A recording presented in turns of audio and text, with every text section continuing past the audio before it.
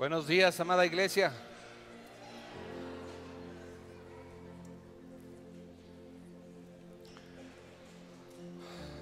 Qué bendición, qué privilegio es estar aquí, exaltando y adorando el nombre de un Dios vivo que está en medio de nosotros. Yo no sé tú, pero yo siempre cuando vengo a la iglesia o cuando voy a la iglesia donde pertenezco, donde tengo a mi pastor, yo siempre voy con una expectativa de lo que Dios puede hacer de acuerdo a su soberanía. Yo creo y yo quiero que tú vengas con expectativa. Repite conmigo: expectativa. Porque tenemos un Dios grande y su palabra dice que habita en medio de la alabanza. Entonces, cuando la presencia de Dios está garantizada y cuando hay una manifestación de su presencia, de su amor, de su misericordia, yo no puedo salir de la misma manera de como entré. Tengo que salir cambiado y transformado. Tal vez tu situación o tu problema no se resuelva hoy, pero Él te va a dar la paz que sobrepasa todo entendimiento para que salgas de aquí con gozo a enfrentar las situaciones que el Señor te va a dar la sabiduría y la dirección para resolver. Amén. Repite conmigo: expectativas. Y abre tu Biblia, por favor. Voy a continuar con Esdras. Realmente nunca había profundizado tanto en estos dos libros contemporáneos, que es el de Esdras y Nehemías, porque nos toca temas diferentes. ¿No te ha pasado en tu vida que a veces pasas por una temporada estable y dices tú: wow, qué padre temporada estoy pasando? Pero de repente sucede algo, viene un pero y cambia la situación. No estoy diciendo que para bien o para mal, pero la hace diferente. Y dentro de la nueva temporada hay cosas que a lo mejor no te agradan y no te gustan.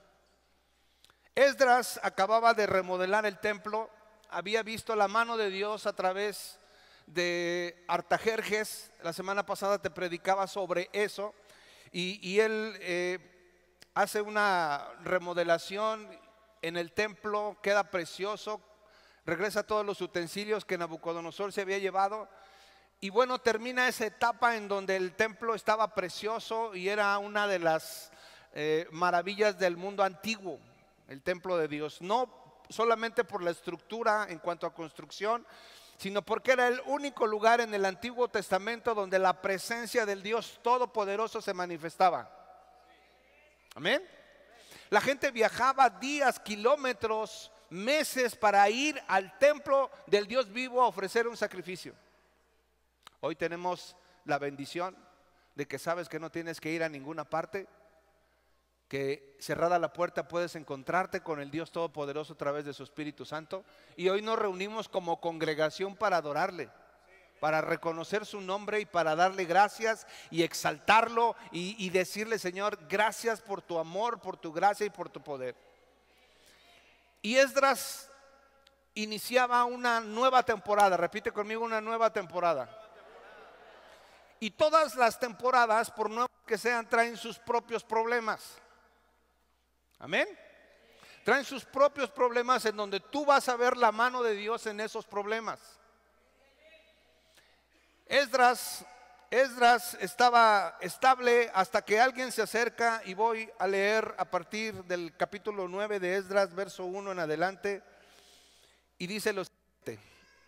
Dice: una vez realizadas estas cosas, los líderes judíos vinieron a verme y dijeron: muchos del pueblo de Israel e incluso algunos sacerdotes y levitas no se han mantenido separados de los otros pueblos que viven en esta tierra. Han adoptado las prácticas, ¿qué dice? Detestables de los cananeos. Fíjate los nombres porque es importante. Yo aquí me detuve y es donde Dios me habla. Dice: las prácticas detestables de los cananeos, los hititas, los fereceos, los jebuseos, los amonitas, los moabitas, los egipcios y los amorreos. Si los contaste son 8. Pues los hombres de Israel se han casado con mujeres de esos pueblos y también las han tomado, ¿qué dice? Como esposas para sus hijos. De manera que la raza santa planta se ha corrompido a causa de esos matrimonios mixtos. Peor aún, los primeros en cometer este ultraje han sido, ¿quién? Los líderes y los funcionarios. Al oír esto, me rasgué el manto y la camisa, me arranqué el pelo de la cabeza y de la barba y me senté completamente, ¿qué dice? Horrorizado. Entonces todos los que temblaban ante las palabras del Dios de Israel vinieron y se sentaron conmigo a causa de este ultraje cometido por los que habían regresado del destierro. Ahí me quedé totalmente horrorizado hasta la hora del sacrificio vespertino. A la hora del sacrificio me levanté de donde había estado sentado haciendo duelo con mis ropas rasgadas. Caí de rodillas y levanté las manos al Señor mi Dios. Hice la siguiente oración: oh Dios mío, estoy totalmente avergonzado. Me da vergüenza elevar mi rostro a ti, pues nuestros pecados se han amontonado tanto que son más altos que nosotros, y nuestra culpa llega a los cielos. Desde el tiempo de nuestros antepasados hasta el día de hoy hemos vivido sumergidos. ¿En qué dice? En el pecado. Por esa razón, nosotros, nuestros reyes y nuestros sacerdotes hemos estado a merced de los reyes paganos de la tierra. Nos han matado, capturado, robado y deshonrado, tal como estamos hoy. Repite conmigo: nuevos problemas. Parecía que el gozo de ver la mano de Dios a través de las riquezas que Artajerjes había dado para la remodelación y el embellecimiento del templo de Dios, totalmente se apagó con esta noticia que le van a dar a Esdras, que recién había llegado a Jerusalén. Y la noticia era terrible, de tal manera que esta versión dice que estaba, ¿oíste una palabra que se repitió 2 veces? Horrorizado. ¿Cuál era el problema? El problema era que había muchos hombres, incluyendo sacerdotes y levitas, que conocían las leyes de Dios, en donde ellos tenían prohibidísimo emparentar con gente, con todos estos pueblos que ya te leí, que son 8 aquí.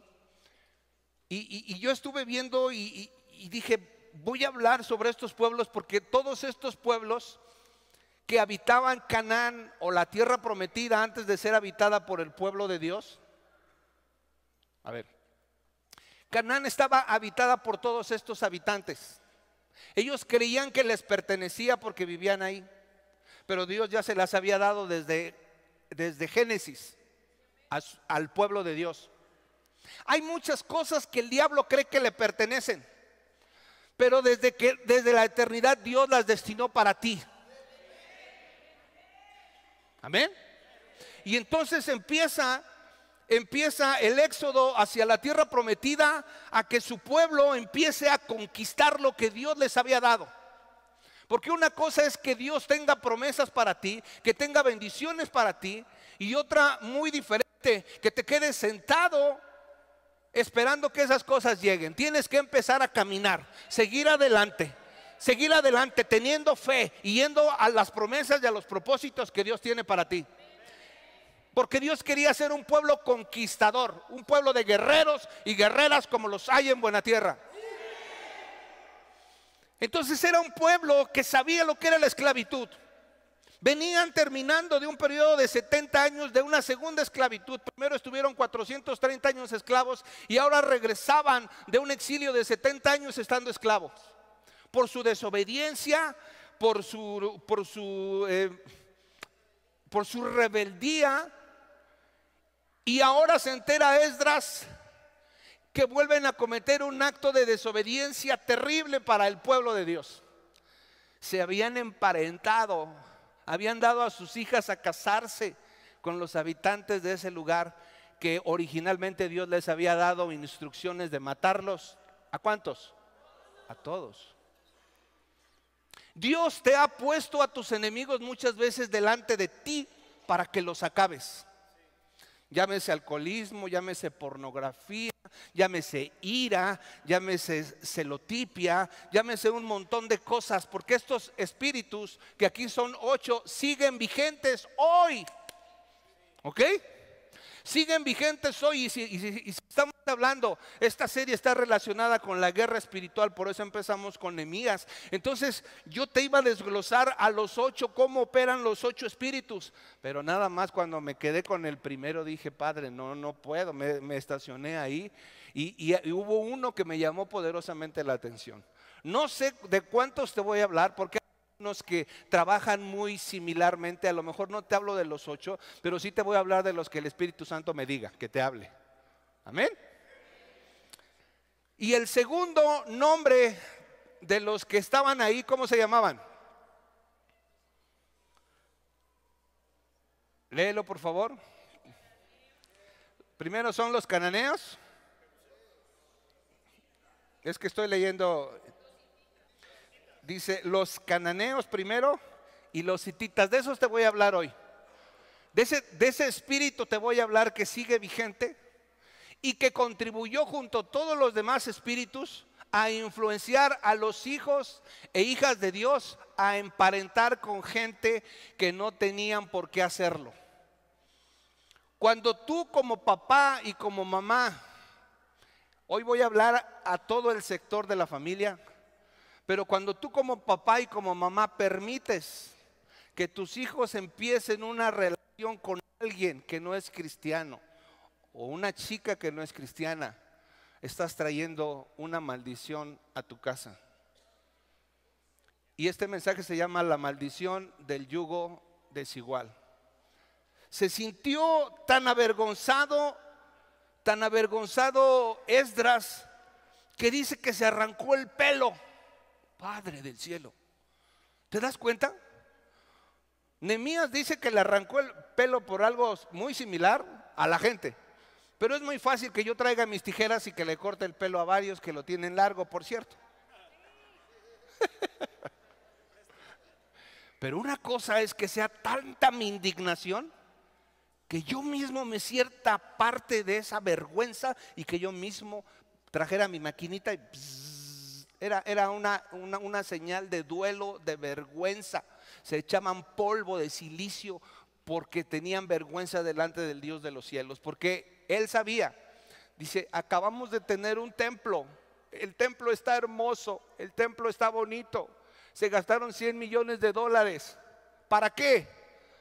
Para que estos tipos vengan a adorar a un Dios cuando ellos están contaminados con las costumbres y con la cultura de todos los habitantes de Canaán. Qué decepción, ¿no? Qué decepción para Esdras. Qué decepción para un profeta cuando ve, o para un pastor cuando enseña los principios de Dios y la gente al final del día hace lo que se le pega a su regalada gana.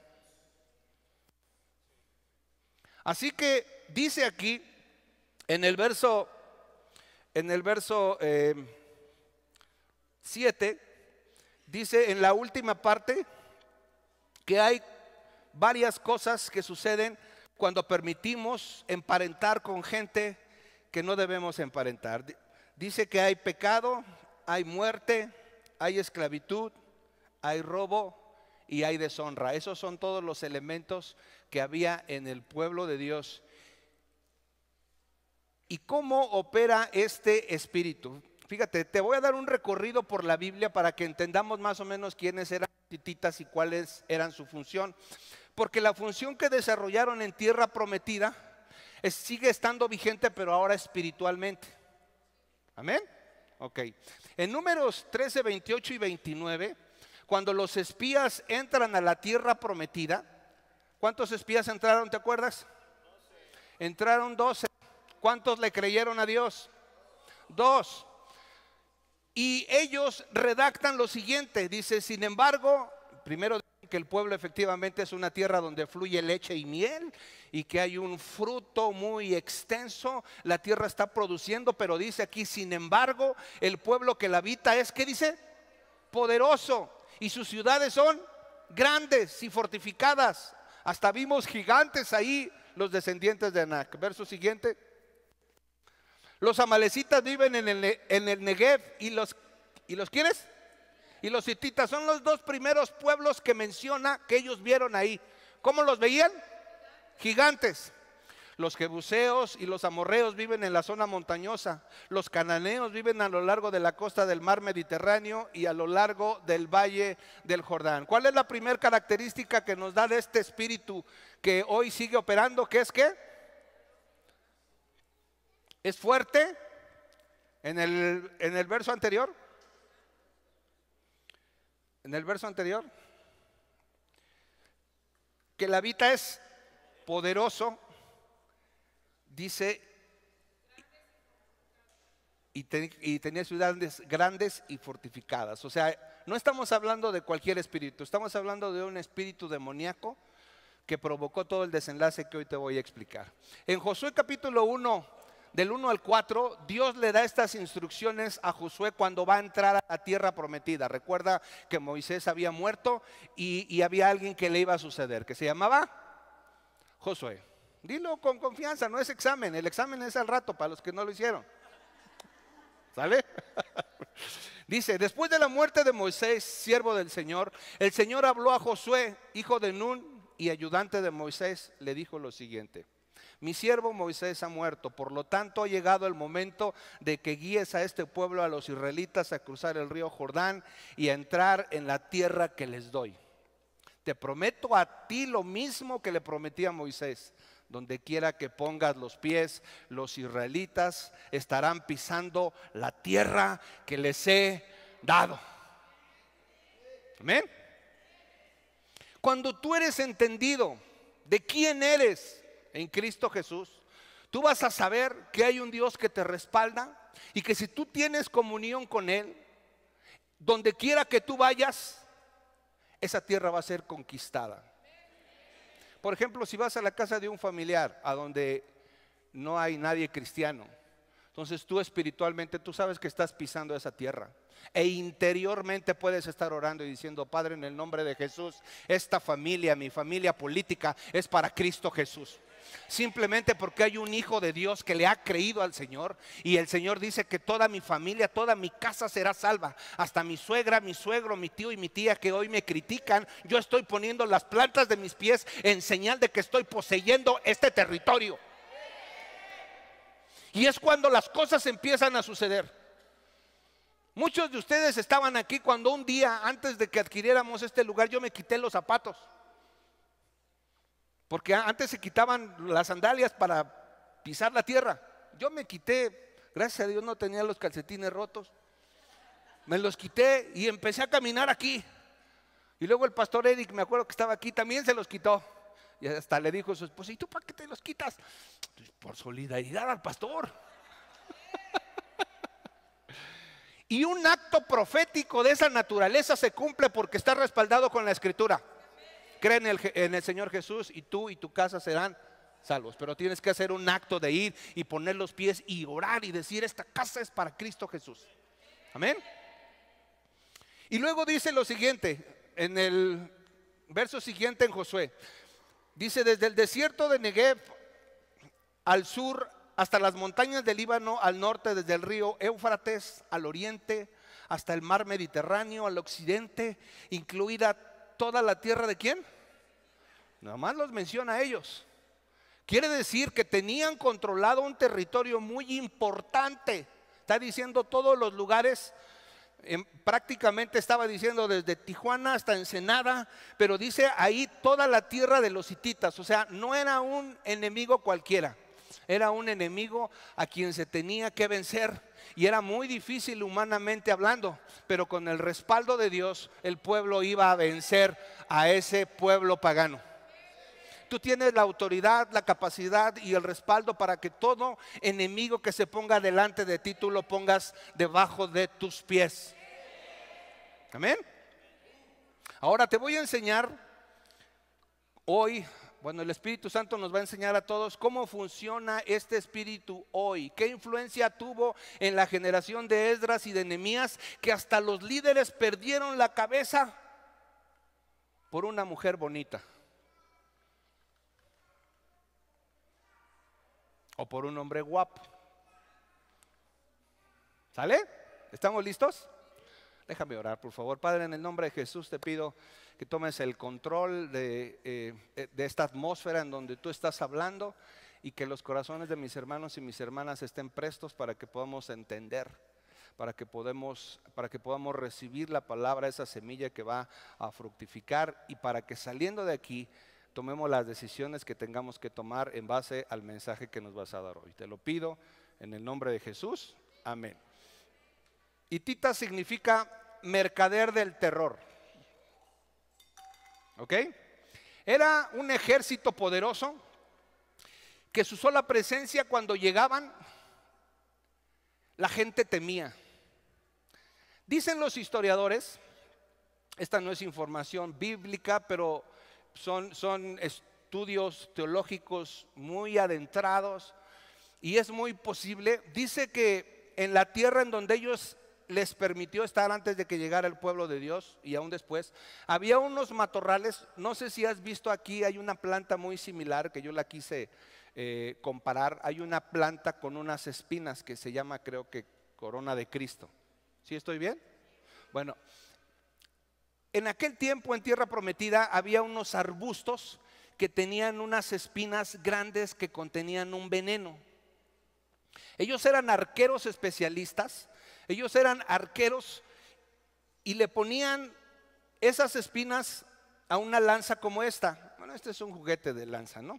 Pero le amarraban las espinas, porque cuando ese veneno entraba a la sangre, lo que sucedía era que inmovilizaba al enemigo. No lo mataba, lo inmovilizaba, lo anestesiaba, pues, para que me entiendas. ¿Sale? Entonces el enemigo lo que hacía es que, estando viva la persona, ya iban. Vamos a suponer que allá está David ponte aquí enfrente, hijo. Isma, ¿puedes venir, por favor? Eres quien tengo enfrente, hijo, ¿no? Voltea para acá. Okay. Allá, tú vas a lanzar allá. Vamos a pensar que él es un hitita, ¿no? Entonces ellos eran especialistas, eran arqueros especialistas, y sus lanzas, para que tuvieran efecto, tenían que dar en el cuello. No tiene mucho, pero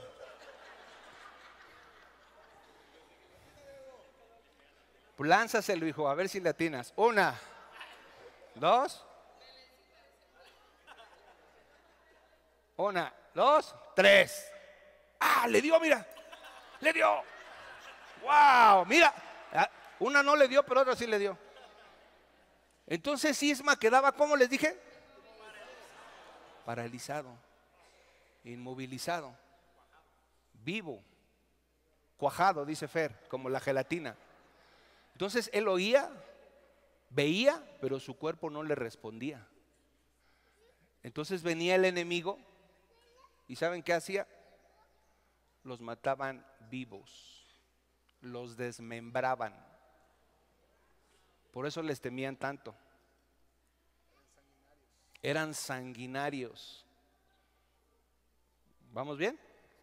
Entonces, por eso los hititas eran tan temibles. Por eso era tanta la indignación de Esdras de que las hijas de los sacerdotes se casaran con hombres como los hititas, no como Isma, como los hititas, ¿no? Este veneno ya no tenía reversión. Pasaban algunas horas para que él pudiera volver a moverse, pero mientras tanto los enemigos los atacaban y los despedazaban, porque quedaban ¿cómo? Gracias, Isma. Tienes buen tino, ¿eh? Wow. Ese espíritu de los hititas sigue inmovilizando, sigue insensibilizando al cristiano. Sigue haciéndole creer a los papás que no tiene nada de malo que sus hijos o sus hijas conozcan a un mundano o a una mundana, que vayan al cine con un mundano o con una mundana. Y sigue haciéndoles creer a los hijos que hay que tener amigos y hay que conocer gente, porque tal vez como soy evangelista o evangelista, yo voy a hacer que ese hombre o esa mujer que me gusta tanto lo voy a convertir y va a venir a los pies de Cristo por mi intervención divina y por la mano del Dios Todopoderoso. Aleluya, gloria a Dios, y Dios me va a dar una corona y me va a dar un esposo o una esposa. Eso la gente piensa. Y eso es lo que la gente pensó en la generación de Esdras. Se insensibilizó al pecado. Se insensibilizó de tal manera que empezaron a tener: cásate, vamos a hacer una pachanga. Y lo peligroso de emparentar con gente incorrecta es que adoptas la cultura. Adoptas la cultura. Entonces ellos tenían otros dioses, adoraban a Moloch, a Astarte. Había sacrificios de niños recién nacidos. Y el pueblo de Israel empezó a caer en ese tipo de prácticas. Ahora estás entendiendo por qué Esdras se sintió. ¿Cómo se sintió? ¿Cómo se sintió? Yo me pregunto si hoy, iglesia, cuando tú te enteras que una hija de Dios o un hijo de Dios se casó o se fue a vivir, peor aún, con un mundano o con una mundana, tú y yo nos sentimos horrorizados. La verdad, la verdad, la verdad. ¿Quién se siente horrorizado?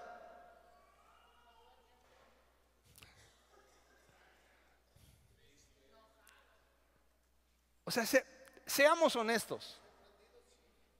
¿Cómo? Sorprendido. Pero así como horrorizados. A ver, pregunta número 2. Si hoy te enteras que alguien de otra iglesia de por allá de Zacualpan, la hija del pastor se casó con un mundano, ¿tú te raparías? ¿Te arrancarías el pelo? Ah, ¿verdad? La verdad es que no tenemos la misma sensibilidad que tuvo Esdras. Ah, se casó, pues allá es su bronca, ¿no? Ese pastor deberían de quitarlo porque no tuvo autoridad para guiar a sus hijos. Y en parte es cierto. Pero a lo que voy es de que esta situación prolongó muchísimo un estado de estancamiento. Esa es otra cosa que produce este espíritu, estancamiento. Porque Dios diseñó tu matrimonio. Cuando tú te casas con un hijo o con una hija de Dios, como Dios te ve como una sola carne, Dios diseñó tu matrimonio para que tú y tus generaciones sean bendecidas. Para que de tus hijos e hijas salgan apóstoles, profetas, evangelistas, pastores y maestros. Pero el enemigo lo que hace es insensibilizar al cristiano para que minimice el relacionarse con una persona que no es cristiana, casarse, porque el diablo sabe que ahí rompe los planes que tiene para las siguientes generaciones. ¿Estamos entendiendo? Y se insensibiliza completamente el asunto y las promesas que Dios tenía para ese hombre o para esa mujer por haber cometido el error de casarse con alguien incorrecto son letales. Y ahorita las vamos a ver. Repite conmigo, son letales. Yo me pregunto una cosa. El pueblo de Dios, es una pregunta obvia, ¿sabía las consecuencias que esto podía acarrear a su generación? Y si tú no lo sabes, te las voy a leer hoy, porque siguen vigentes. Repite conmigo, siguen vigentes. La número 1, cuando un chico o una joven cristiana se casa con alguien, porque mira, todo empieza con una relación. O sea, yo me estoy yendo al matrimonio porque es el finiquito de una relación. Pero todo empieza con una salidita al cine. Mamá, ¿me dejas ir con, ¿cómo se llama? Con Jacinto, ¿me dejas ir con Jacinto al cine? No, hija, ¿cómo crees? Pues mejor ve al grupo de jóvenes. Ay, nada. Además voy a ir al cine con él. Bueno, pues, ve. Pórtate bien, eso sí ya sabes, ¿eh? Sí, no, claro que sí. Entonces empieza a dar una relación de amistad, pero al fin y al cabo una relación que después se puede convertir en algo más. porque hubo un padre que permitió, que dio el primer paso para que esa relación se pudiese dar. Entonces, cuando llega el finiquito y llegan a tener relaciones sexuales, o llegan a casarse, o llegan a juntarse, esa persona lo que hace en el punto número 1 es que emparenta con el diablo. En Juan 8:44 la Biblia dice, le dice a los escribas y a los fariseos, les dice que son hijos del diablo. En la Biblia dice que habemos hijos de Dios y hay hijos del diablo. Entonces, cuando un cristiano o una cristiana se casa con alguien que no es cristiano, el diablo se convierte en su suegro. ¿Sí o no? Órale. Así de gacho, así de gacho. Te presento a mi suegro. ¿Quién es? Satán. Padre. Y vienen una serie de conflictos y una serie de problemas. Mira, yo sé que este es un mensaje incómodo. Yo sé que los que vinieron el jueves van a decir, no, hubieran traído al Sebastián. Ese nos levanta el ánimo y hace qué prédicas tan hermosas.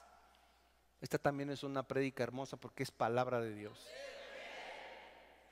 Y él me decía una cosa, dice, no creas que siempre ministro. Hay veces que solamente el Espíritu me dice, suelta la palabra. Y yo terminando de predicar me bajo. Porque Dios no me dice que tenga que decirle algo a alguien. Simplemente suelto la palabra y ya. Y la palabra confronta. Amén. Entonces, lo primero que hace, la primera consecuencia es que emparentas con el diablo. Ahora, si un papá de una chica cristiana permite que su hija se case con un no cristiano, ¿qué es el papá del diablo? Consuegro. ¿Emparentas o no emparentas? Padre. Número 2, te expones a morir espiritualmente. Deuteronomio 7, verso del 1 al 5. Fíjate bien, pon mucha atención. Dice, cuando el Señor tu Dios te lleve dentro de la tierra donde estás a punto de entrar y que vas a poseer, Él te abrirá camino quitando de tu paso a muchas naciones. ¿A qué se comprometió Dios? A quitarlas. Y a los primeros que nombra, ¿quiénes son?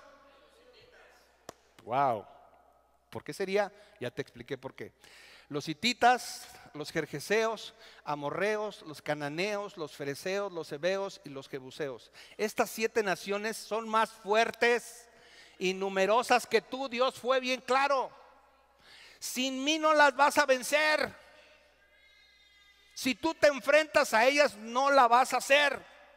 Separados de mí, dijo el Señor Jesucristo, nada pueden hacer. Separados de Él estamos más fritos que un churro. Verso siguiente. Cuando el Señor tu Dios las entregue en tus manos, ¿quién se comprometió a entregarlas en tus manos? El Señor. Cuando el Señor tu Dios las entregue en tus manos y las conquistes, debes, ¿qué dice? Destruirlas. ¿Qué debes hacer? Destruirlas.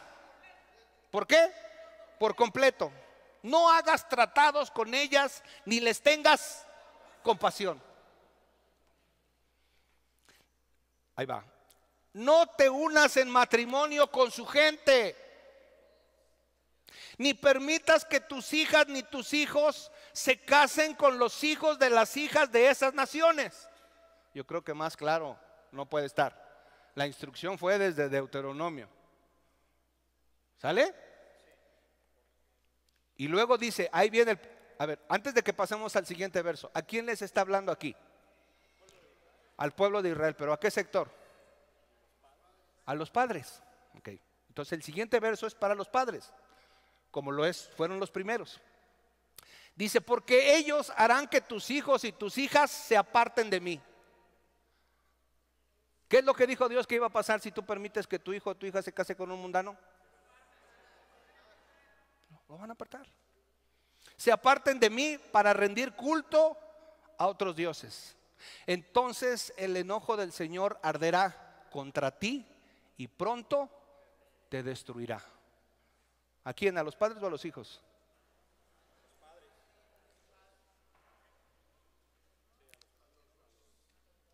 Ahí tú sabes.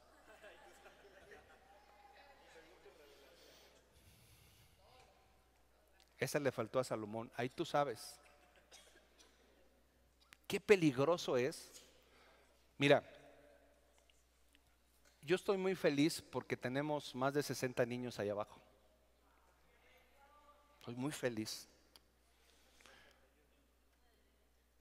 Pero a la vez tengo carga en mis hombros porque yo quiero dejar una herencia a esos jovencitos, a una herencia. Por eso estoy platicando con los papás. Porque si tú no haces algo, aunque tú seas constante en venir a la iglesia, aunque tú termines los discipulados, aunque tú tengas una teofanía, que es una aparición angelical, y me digas, pastor, ya vi un ángel, me habló, y yo te voy a creer. Aunque hagas todo eso, si tú permites que tus hijos o tus hijas se casen con inconversos, vas a echar a perder todo. Y corres el riesgo de que el Señor te destruya. Por eso es que hay muchos matrimonios cristianos que dicen, ¿por qué no me va bien? ¿Por qué tengo tantos problemas? ¿Por qué está pasando esto? Si yo voy a la iglesia, si yo diezmo, ¿por qué un día permitiste que el diablo entrara a tu casa y se sentara como parte de tu familia? Ahora, yo sé que hay edades. Y llega el momento en que nuestros hijos, en su mayoría de edad, pueden tomar una decisión equivocada, pero cuando menos tú y yo tenemos que serles estorbo y decirles, no estoy de acuerdo en lo que estás haciendo y voy a ser estorbo para ti. Les hablo a los papás que están aquí, a los que tienen hijos pequeños o en edad casadera. Yo le dije ayer en mi oración a Dios, Señor, déjame ser un estorbo para los padres que están permitiendo que sus hijos tengan relaciones, incluso de amistad, con miras a otra cosa, con gente inconversa.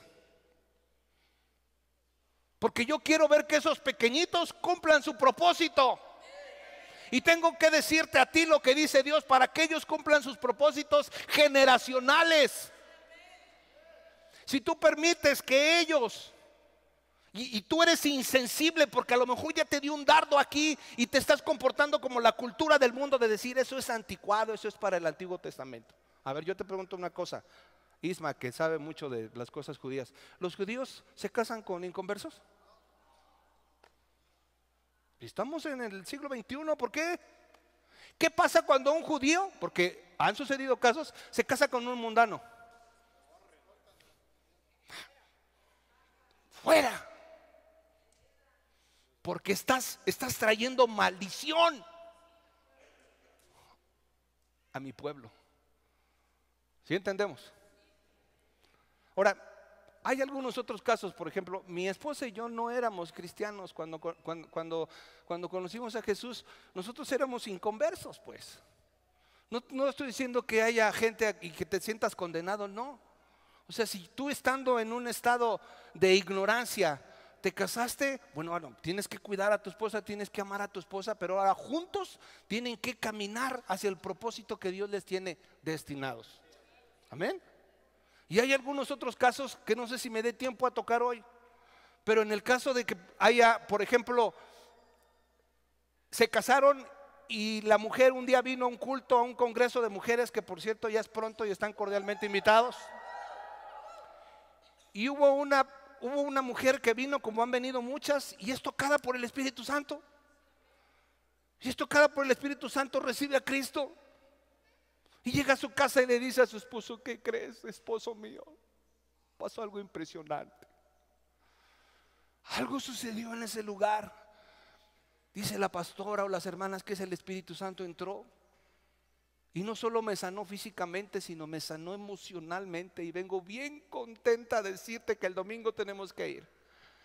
Nah, juega el América. ¿Cómo que es que yo voy a ir a esa hora? Nah.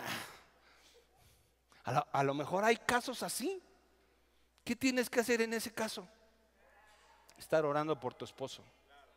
Si un incrédulo se casa, si un incrédulo estando casado, dice la Biblia en 1 Corintios 7, tiene una esposa inconversa, no se separe.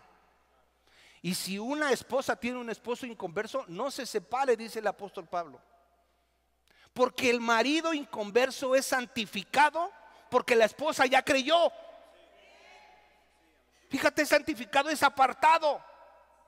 Y si la esposa inconversa no es creyente, es santificada porque el varón un día fue al legendario, se encontró con el legendario número 1, pero la esposa no quiere venir a la iglesia. No te estoy diciendo que te separes, porque ¿sabes qué hizo Esdras?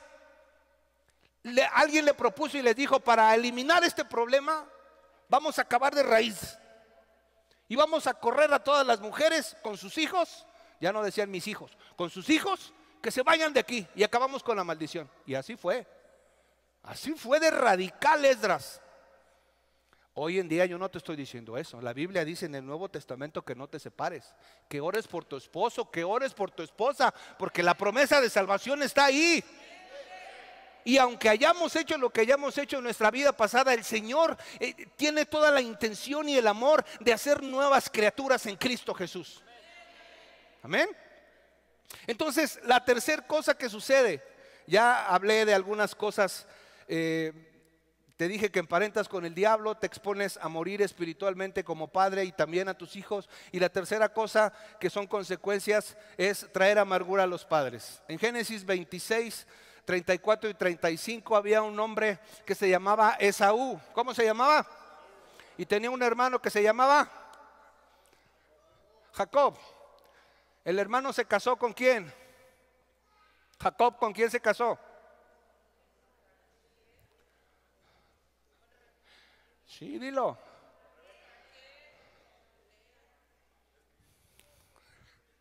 Ok, voy a leer el verso. Dice: cuando Esaú tenía 40 años,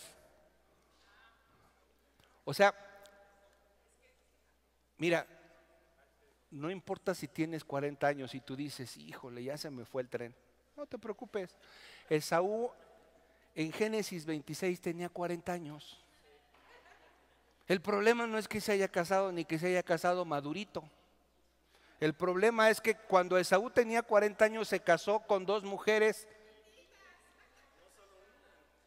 y se agarró, había 2 por 1 y no era el Buen Fin. 2 mujeres hititas. ¿Y qué sucedió con los padres? Judith, hija de Berí, y Besamat, hija de Elón. Fíjate lo que sucede con los padres. Pero las esposas de Esaú amargaron la vida de Isaac y Rebeca, que eran papás ¿de quién? De Esaú. Les amargaron la vida. Tercer cosa, vas a amargarle la vida a tus padres. Porque si te casas con alguien que no es cristiano, y lo hemos visto en muchos casos desde estos 12 años que yo soy pastor, hay una serie de problemas, porque el esposo, por ejemplo, si es católico, va a querer ir a bautizar a su bebé de recién nacido a la iglesia católica. Y empiezan los problemas porque la familia dice: no, ¿cómo? Nosotros no te enseñamos eso. Los bebés se tienen que bautizar cuando tengan uso de razón y entiendan las cosas de Dios. Jesús se bautizó a los 30 años y vas a empezar con tus argumentos bíblicos como padre, cuando tú fuiste el primero en consentir que se casara con un mundano, o no ser estorbo, pues. Ya les dije a los papás: voy a hacer su peor pesadilla si yo me entero que ustedes como padres permiten que sus hijos estén saliendo con alguien. Y he contratado una serie de espías espirituales que se llaman ángeles. Una vez, estando allá arriba en el otro lugar, yo tocando estos temas, yo le dije: Señor, es que para mí es muy difícil saber qué chicos están saliendo con qué chicas, yo no sé. Y pues ahí lo dejo en tus manos, yo no tengo el control. Y el fin de semana siguiente que me los encuentro a 2 chavitos ahí. ¿Qué están haciendo aquí? A ver, ven tú para qué. ¿Qué estás haciendo aquí? Es que aquí me la encontré. Bien. ¿Y tú qué estás haciendo aquí? No, pues es que nos quedamos de ver aquí para tomar una nieve. ¿Te acuerdas? ¿Ya ves cómo si tengo espías espirituales? Y te lo digo en serio, si yo me entero, le hablo a los papás, si yo me entero, que tus hijos están saliendo con alguien inconverso, voy a ser tu peor pesadilla.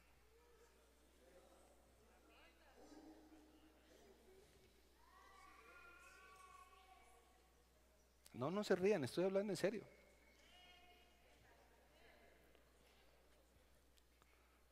Es por tu bien.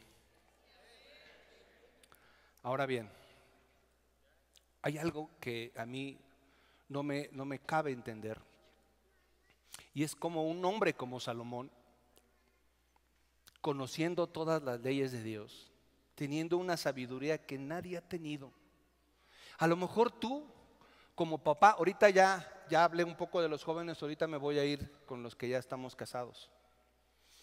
Porque Salomón era un hombre sabio, era un hombre rico, era un hombre que tenía una habilidad impresionante para hacer negocios.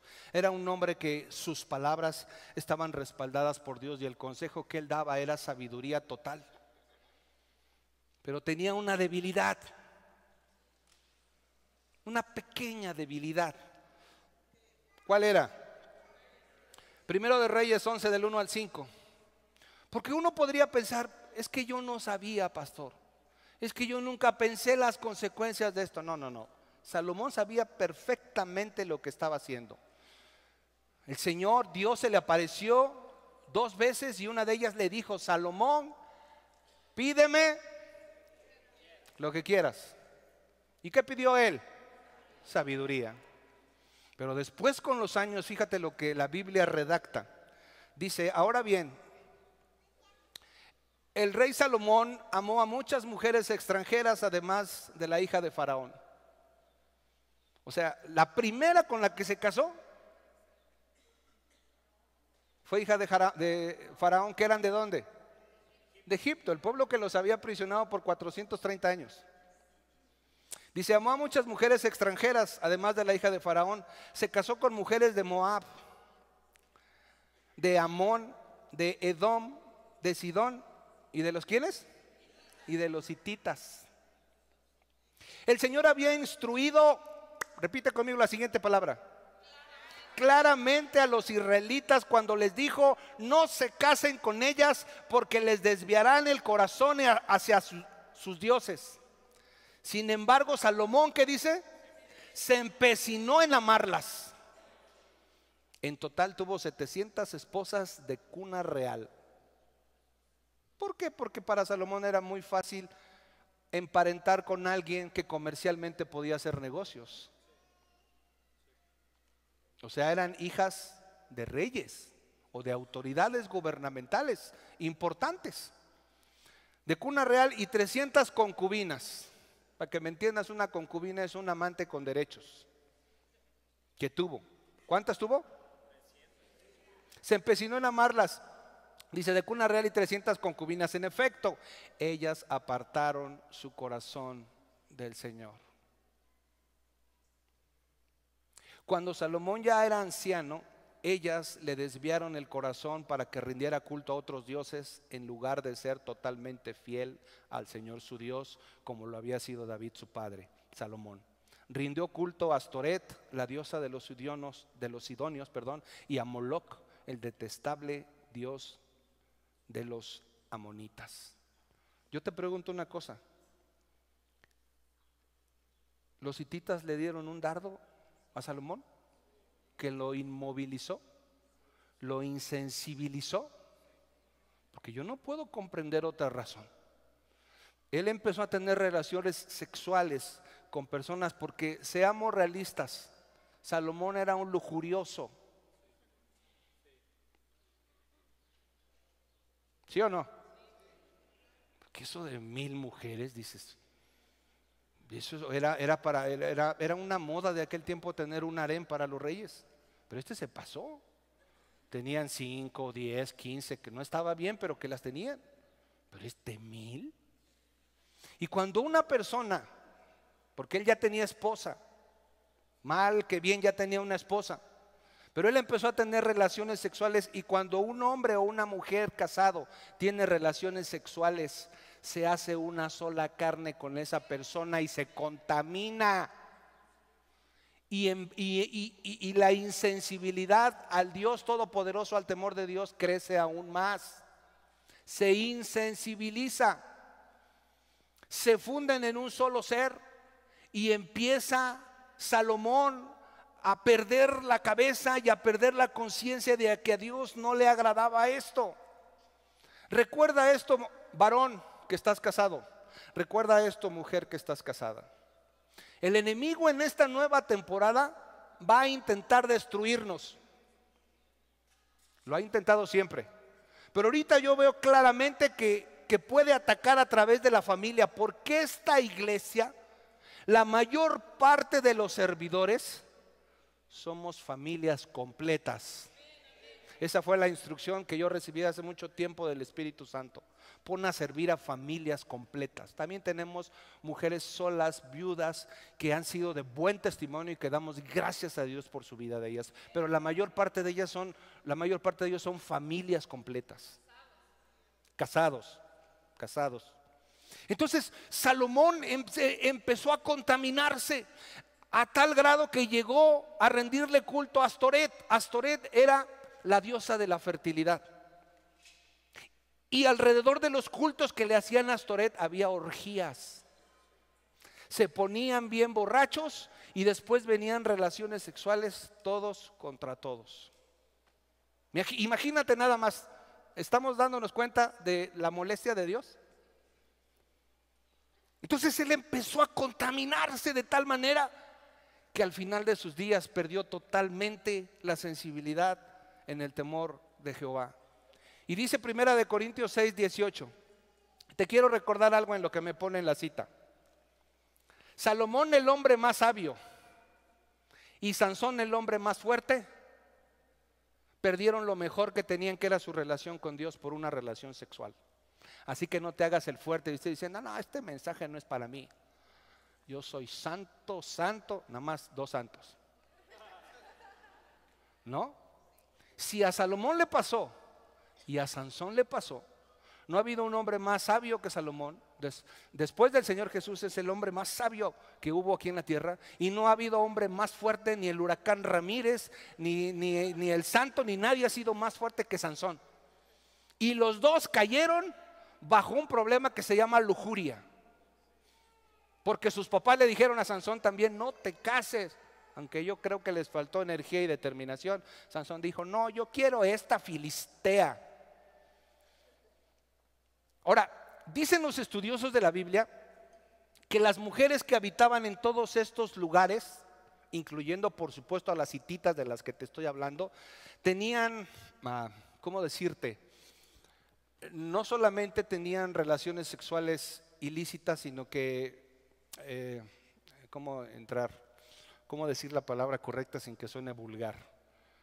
Eran sexualmente muy activas y eran tanto hombres como mujeres y tenían un espíritu de perversión sexual, pues. Y eso lamentablemente al pueblo de Dios le gustaba. Perdón por el aplauso, pero salió. Le gustaba. Al pueblo de Dios le gustaba la perversión sexual. Y hoy lamentablemente podemos ver una realidad que puede estarnos atacando con tantas redes sociales, con tanta cosa, que ahí puede haber una amenaza de perversión sexual en nuestra casa y no nos damos cuenta. Y lo peor es que nos puede gustar. Y estoy hablando a los hombres casados, porque la pornografía ya no es para los chavitos como antes. Estoy hablando a los hombres casados que están atrapados, que están esclavizados bajo un espíritu de pornografía. Les vengo a decir en el nombre de Jesús, yo no vengo aquí a condenar a nadie, vengo a decirles que hay libertad en Cristo Jesús. Y que en esta temporada la iglesia Buena Tierra, y a todos los que nos están viendo allá en la cámara, a todas las ciudades que nos estén viendo, en esta nueva temporada, híncate, pídele perdón a Dios por tus pecados sexuales que hayas cometido, yo no sé. El Señor Jesús dice que con solo pensar las cosas ya es como si hubiésemos cometido adulterio. Pero hoy en esta nueva temporada tenemos que tener presente la santidad para todo lo que el Espíritu Santo va a derramar sobre nosotros. sobre nuestras familias. Porque esos pequeñitos que están ahí y los jóvenes que están aquí tienen un llamado profético a traer salvación a las naciones. Y el diablo va a querer hacerlo. Una de sus herramientas de los hititas es insensibilizarlos para que se casen con un hijo o una hija del diablo. Ay, pastor, mejor no hubiera venido. Ahora fíjate bien. Si regresamos al texto en donde estamos en primer libro de Reyes, capítulo 11. Ahora voy a leer el verso 11 también. Hay consecuencias, repita, hay consecuencias. Salomón tuvo una consecuencia y le dijo lo siguiente: en consecuencia el Señor le dijo, ya que no has cumplido mi pacto y has desobedecido mis decretos, ciertamente te arrancaré el trono y se lo daré a uno de tus siervos. Le quitó el trono, solamente le dejó una tribu. Y las otras 10 se las dejó uno de sus siervos, que era un rebelde. Segunda consecuencia, viene en el verso 14. Regrésate al verso 9, porque ahí está la primera, me la brinqué, perdón. Pero en el verso 9 dice lo siguiente: el Señor estaba muy... No oigo. Provocas el enojo de Dios. Todo pecado sexual provoca el enojo de Dios. Y yo les he dicho siempre, hijos, mira, cuando estamos en el mundo e hicimos cosas incorrectas, lo que tú quieras, y llegamos a Cristo, bueno, somos redimidos, somos perdonados y sabemos que ahora nuestro enemigo es el diablo. Cuando llegamos a Cristo, nuestro enemigo, nuestro oponente se llama diablo, el que nos tuvo controlado en todos los años en que fuimos ignorantes de quién era nuestro Dios. Pero ahora en Cristo Jesús, cuando uno peca deliberadamente, como lo hizo Salomón, provocamos el enojo de Dios. Y ahí sí ya no hay quien te libre, mijo. ¿Qué sucedió aquí? También calladitos. El Señor estaba muy enojado con Salomón porque su corazón se había apartado del Señor Dios de Israel, quien se le había aparecido 2 veces. Entonces, la primera es que se enoja, la segunda le quita el reino y la tercera viene en el verso 14. En el verso 14 dices: entonces el Señor levantó a Hadad el edomita, quien era miembro de la familia real de Edom, para que fuera adversario de Salomón. Le levantó un enemigo en tiempo de paz. ¿Qué significa eso, pastor? Que muchas veces el Señor tuvo mucha paciencia y mucha misericordia, porque para llegar a 1000 mujeres primero tuvo que empezar con una, después la segunda, y así consecutivamente. Y no pasó nada y dijo: no, pues yo soy Salomón, a mí no me va a pasar nada, Dios me ama. No hay bronca. Ya pasó con la 1, la 2, la 20, la 50, la 150, la 300 y no ha pasado nada. Soy inmune al juicio de Dios, seguramente pensó Salomón. Pero ya viste que no. Llega un momento en que la misericordia de Dios tiene un límite. Y le mandó un enemigo cuando en los tiempos de Salomón había paz. Y ese enemigo puede ser cuando tú permites que el espíritu de adulterio entre a tu casa. Ese enemigo puede ser un cáncer. Ese enemigo puede ser una depresión. Ese enemigo puede ser una enfermedad emocional. ¿Cómo? Amargura de alma, dice mi esposa. Puede ser un montón de cosas que te atacan y vas a los médicos y tú dices, los médicos te dicen: no tienes nada, no te encuentro nada, y tú no lo relacionas con la situación que pasó sexualmente. Por eso la Biblia dice que nosotros somos templo del Espíritu Santo. Dice que todos los pecados en 1 Corintios 7 que cometemos están fuera de nosotros. Pero el adulterio y los pecados sexuales pecamos contra nuestro mismo cuerpo. O sea, estamos haciéndole daño a nuestro propio cuerpo. Y después decimos: Señor, ¿por qué me pasa esto? No hay medicamento, no hay nada que me salve. Porque seguramente Dios dijo: te di muchas oportunidades para que rectificaras y no me hiciste caso, solamente llegaste al límite de adorar a Astoret y a participar en los rituales paganos. Ahora vas a tener una disciplina, porque la Biblia dice en Hebreos que Dios al que ama, disciplina.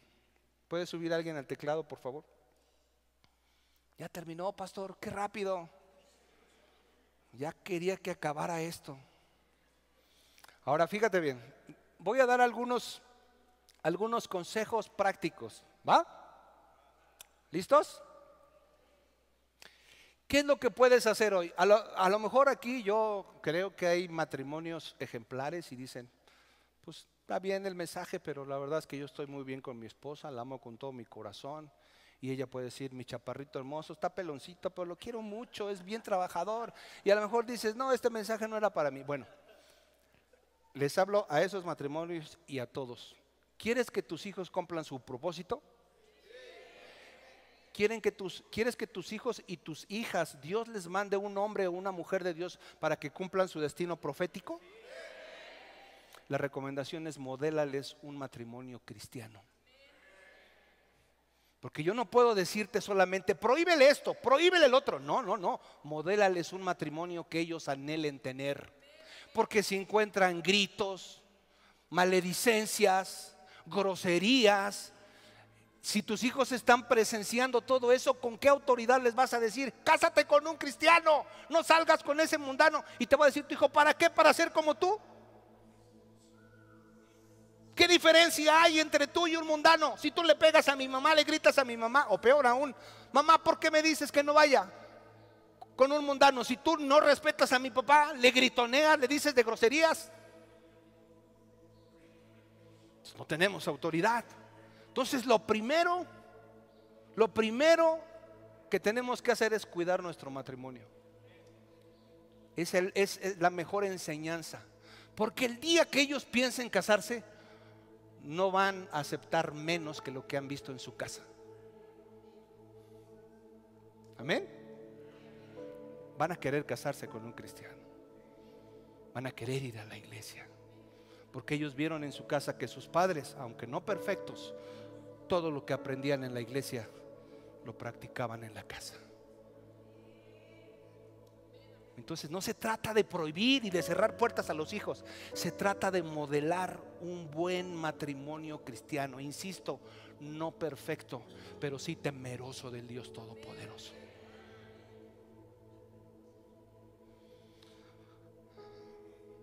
Dice en Efesios 5:28, de la misma manera, ¿ya está ahí? Dice, de la misma manera el marido debe amar a su esposa como ama a su propio cuerpo. Salomón no le fue revelado esto, porque llegó un momento en que sus canales mentales y espirituales se bloquearon con el pecado de la idolatría, del adulterio, de la perversión sexual, se bloquearon. Pero dice aquí, de la misma manera el marido debe amar a su esposa como a su propio cuerpo. Salomón no amó su cuerpo. Pues un hombre que ama a su esposa en realidad demuestra que se ama a sí mismo. Miren, hijos, se los dice a alguien que tiene 35 años casado. No se lo está diciendo a alguien que se casó ayer con una sola mujer. Tuvimos años muy difíciles sin Cristo. Pero cuando yo conocí de Cristo y entendí que mi esposa después de Dios era la persona más importante, y aquí está ella y lo puedo decir de frente, la cuido, la amo, la protejo, porque sé que lo que haga yo con ella es como si lo hiciera para mí. Amén. Y aunque no soy perfecto y puedo fallar, sé perfectamente el orden.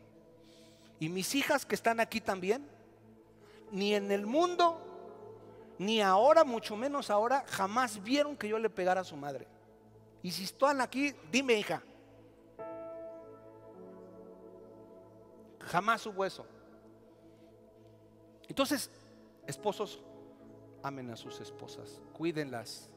Sus hijos van a ver eso. Esposas, sean respetuosas con sus esposos. Denles el liderazgo que ellos recibieron de lo alto. Si eres muy mandoncita, aprende a que tú no eres la autoridad en tu casa, mujer. Te tienes que someter a la autoridad de tu esposo, Porque de nada sirve que le prohíbas a tus hijos que no anden con mundanas cuando ellos ven que las decisiones las tomas tú en la casa y tu esposo es un cero a la izquierda.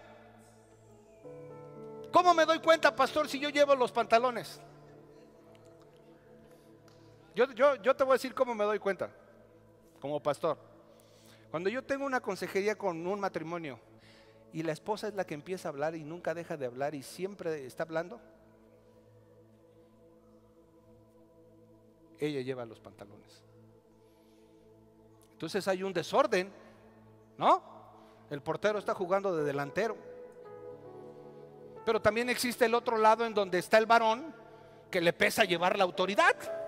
No le gusta llevar la autoridad porque en su casa tuvo una mamá que siempre llevó los pantalones. Entonces ellos, tus hijos se van a acostumbrar a ver ese patrón y lo van a querer repetir aún en Cristo en sus matrimonios. Y eso se llama desorden espiritual. Deja a tu esposo que tome las decisiones. Deja a tu esposo que se equivoque si es preciso. Síguele, porque si no, no me inspiro.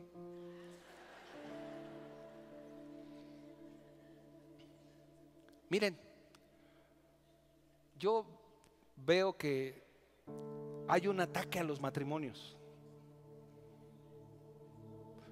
No es mi deseo, pero veo que hay un ataque a los matrimonios. Y tú tienes que entender de quién viene el ataque. Ahorita le estoy hablando ya a los adultos. Pero eso es bien fácil. Si tú entiendes quién es el enemigo y doblas tus rodillas junto con tu esposa y empiezan a orar por tu matrimonio, por tu estabilidad espiritual y emocional, el diablo no tiene parte ni suerte en tu matrimonio. No es tan complicado. Yo veo a mi esposa las 24 horas del día, trabajo con ella, vivo con ella, como con ella y la amo con todo mi corazón. No es tan complicado. Bueno, desde mi perspectiva no es tan complicado el matrimonio. De hecho es el estado perfecto del ser humano, porque es la única forma, es la única palabra en donde dice en Génesis: no es bueno que el hombre esté solo, le haré ayuda idónea. Y ya te dije lo que significa idónea. ¿Te acuerdas? Un día te expliqué. La palabra idóneo no es el ideal o la ideal, es lo contrario. O sea que siempre vas a tener diferencias con tu esposa. Sí, pues somos contrario. Y no lo estoy diciendo desde el sentido espiritual, sino muchas veces Dios le dio a ella facultades y capacidades que yo no tengo. Por eso somos contrarios, porque ella tiene una parte y yo tengo otra parte que me dio Dios. O sea que todas las mujeres aquí que son esposas, tu primer apellido es Contreras. Con razón, pastor. Pero eso es bueno. Eso es bueno. No necesitas ser igual, no necesitas ser. Eso de la pareja ideal no existe. Existe la pareja que Dios diseña.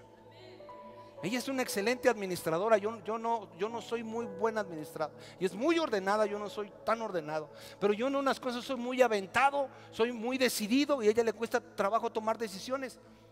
Y yo puedo ver que espiritualmente dijo: esos dos los voy a juntar.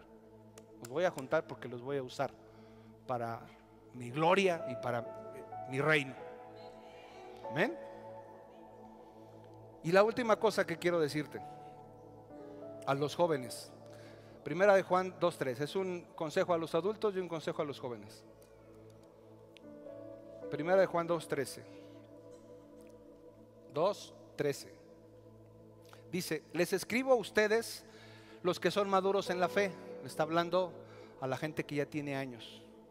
¿Cuántos años necesito yo para ser maduro en la fe? No podría yo establecer cuántos años, pero yo creo que mínimo son 3 años. Si tú te congregas en una iglesia, fueron los años que el Señor Jesús discipuló, valga la redundancia, a sus discípulos. Para mí, de manera personal, creo que con 3 años que tengas en la iglesia, debes de ser maduro y entendido y conocedor de las Escrituras. Dice: les escribo a ustedes, los que son maduros en la fe, porque conocen a Cristo. La madurez es el conocimiento de Dios, el conocimiento de Cristo, quien existe desde el principio. Les escribo a ustedes los que son jóvenes en la fe. Y también se refiere a los jóvenes. Reina Valera dice que le habla a los jóvenes. Pero no le habla a los jóvenes porque son jóvenes, dice, porque han ganado la batalla contra el maligno. Amén. No importa si eres soltero, si eres casado, si eres joven en la fe. La Biblia dice que así como Dios iba a respaldar a su pueblo para vencer a todas las ocho entidades espirituales de las cuales te voy a estar hablando, Dios está contigo para vencer todas las cosas que el mundo te ofrezca. Voy a repetirlo. Si Dios está contigo, vas a ser capaz de vencer todas las cosas que el mundo te ofrezca. Si tú peleas solo, vas a perder. Pero si caminas como caminó Noé con Dios, todas las batallas y todos los enemigos van a ser vencidos en el nombre de Jesús. Y como jóvenes, aunque no lo crean, algún día fui joven. Y yo sé que el área sexual en los jóvenes es muy fuerte, especialmente cuando andamos ahí entre los 15 y 20. Las hormonas se pasan los semáforos. Pero con todo esto, Dios te da el dominio propio. Cuando tú te rindes a Dios y le dices, joven o adulto, a quien sea, cuando tú estás en el Espíritu, dice Gálatas 5 que alimentemos al Espíritu, que hay las obras de la carne y las obras del Espíritu. Cuando tú alimentas el Espíritu, la carne queda por debajo y tú la puedes dominar completamente. Tus deseos sexuales, las ganas de hacer, porque, ay Dios, ok, las relaciones sexuales no son malas, son hermosas dentro del marco matrimonial. Y Dios sabe que para todo hay tiempo. Todo tiene su tiempo debajo del cielo. Ya habrá tiempo, joven, en el que tenga relaciones sexuales. Son maravillosas y gloria a Dios. Pero Dios las diseñó para el matrimonio, ni antes ni después, y solo con tu esposa. Cuando tú te casas con tu esposo o tu esposa cristiano, le estás diciendo a los más de 80 millones de hombres que hay en este país, le estás diciendo, con ustedes nada más con este chaparrito, panzoncito, este es con el que voy a estar toda mi vida. O güerito y guapito, como quiera que le llames. Para todo hay tiempo. Yo quiero advertir en esta nueva temporada, bueno, no es una advertencia, es una invitación de Dios a que cuides tu matrimonio, a que cuides a tus hijos, para que en esta nueva temporada empieces a ver el cumplimiento real de las promesas de Dios. Amén.